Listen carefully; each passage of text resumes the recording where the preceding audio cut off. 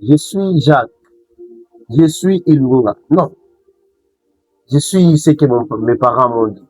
Non, bon, je suis moi-même. Salut, c'est encore une fois le frère Jacques. Par cette vidéo, je viens encore avec un message sur le thème que nous avions commencé à exploiter. Et le thème est intitulé La découverte des sceaux.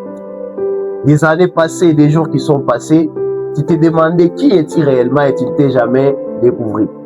Alors, par cette vidéo, si tu as besoin de découvrir réellement quelle est ta personnalité, reste jusqu'à la fin et tu seras révélé de ta propre personnalité.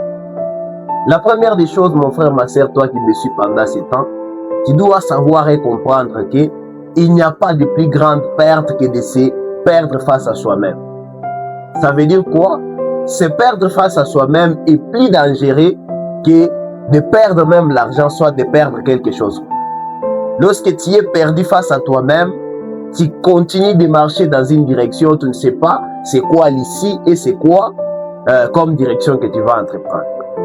Tu dois aussi comprendre que tu n'es pas ce que les gens disent de toi, mais tu es ce que Dieu a dit de toi.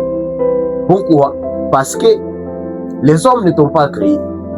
Les hommes ne t'ont pas donné une mission, mais la personne qui t'a donné une mission, c'est réellement Dieu.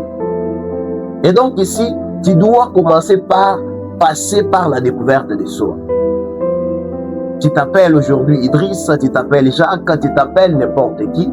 Cela, c'est juste une identité humaine qu'on t'a donnée.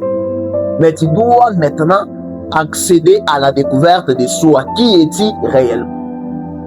Et lorsqu'on parle de la découverte de soi, nous parlons de l'identité. Et c'est quoi l'identité?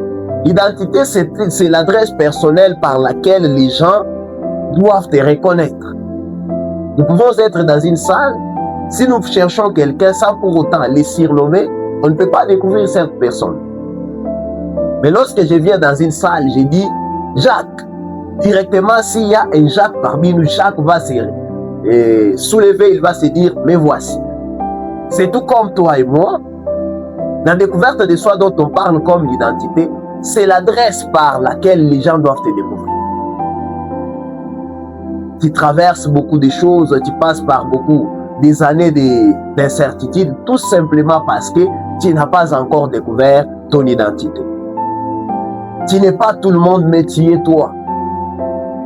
Parce que les gens peuvent dire que tu es tel, les gens peuvent dire que tu es comme ça, cela n'est pas un problème.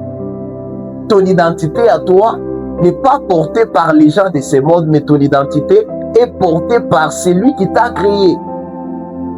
Parce que j'aimerais te rassurer que tu n'es pas un fruit du hasard.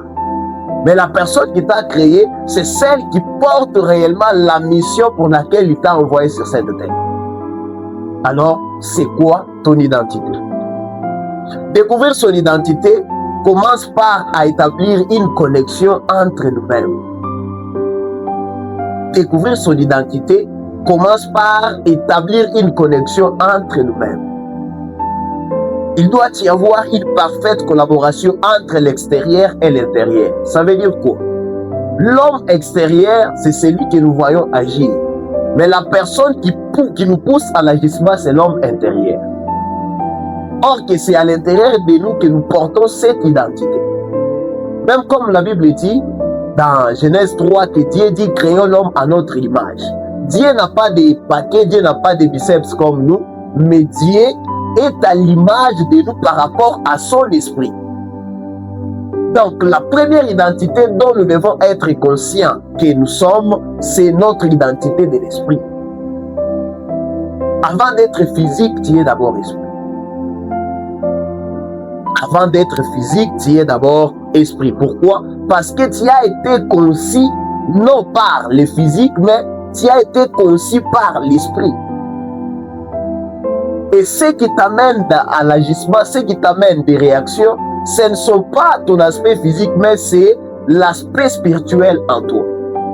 Alors, lorsque nous établissons cette connexion entre l'extérieur et l'intérieur, on commence à découvrir notre identité. Alors, lorsque tu commences à découvrir ou encore à mettre la collaboration entre l'extérieur et l'intérieur, la première des choses, pour découvrir ton identité, il faut être capable de découvrir tes potentiels. À ce point, tu as peut-être du potentiel en toi que tu ne sais pas détecter, que tu ne sais pas utiliser. Donc, tu es comme une personne avec un certain nombre de potentiels qu'il ne sait pas exploiter. Notre identité dort d'abord dans nos potentialités. Ne sois pas négligent. Peut-être que les dons que tu as, c'est juste chanter. Il y a les personnes qui ont chanté, juste à travers ces chants, ils sont parvenus à impacter le monde. Pourquoi? Parce que trop tôt tu découvres ton identité, trop tôt tu commences à travailler pour être meilleur. Si tu es encore défaillant, parce que tu n'as pas encore découvert ton identité. Et ton identité dort en quoi? Dans tes potentialités. Qu'est-ce que tu as comme potentiel? Parce que, bien aimé, Joseph, ce qu'il a amené au palais royal, ce n'était pas des diplômes, ce n'était pas l'argent, ce n'était pas quelque chose, quoi que ce soit, mais ce qu'il a amené au palais royal, c'est le don d'interpréter les songes qu'il avait. Donc, un petit don que tu gardes encore chez toi peut t'amener à entrer chez les rois. Peut-être que toi, c'est seulement chanter. Ça peut t'arriver aujourd'hui, tu te retrouves quelque part et tu as ce courage d'exploiter les dons que tu portes, automatiquement, les gens vont découvrir ton identité, que cette personne chante bien, et en cas de besoin, on va intervenir chez toi. Cherchons à découvrir nos potentialités. Parce que c'est dans nos potentialités où nous allons trouver nos identités, où nous allons nous exploiter et créer l'adresse que Dieu va venir nous rencontrer à travers cette adresse que nous allons établir. Et donc, pour cette session d'aujourd'hui, je vous laisse par ici. Nous allons devoir continuer prochainement. Quant à moi, je vous demande tout simplement de vous abonner, de liker, de partager la vidéo et je vous retrouve à la prochaine vidéo. Ciao!